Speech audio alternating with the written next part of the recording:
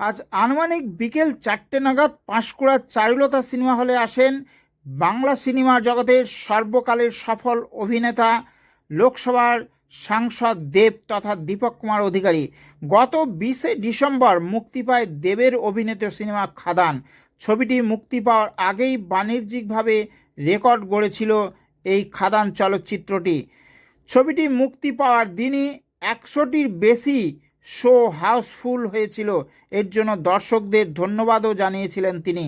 এই মুহূর্তে 30 কোটি টাকার বেশি সবচেয়ে বাণিজ্যিকভাবে সফল এই খাদান। সেই খাদান সিনেমা হলে কেমন চলছে তা পরিদর্শন করতে চলে আসেন দেব সহ খাদানের প্রায় পুরো টিম। দেবকে দেখার জন্য সিনেমা হলের সামনে ভিড় জমান স্কুল কলেজের পড়ুয়ারা, এমনকি দেবের ভক্তরা উচ্ছ্বাসে ফেটে পড়েন।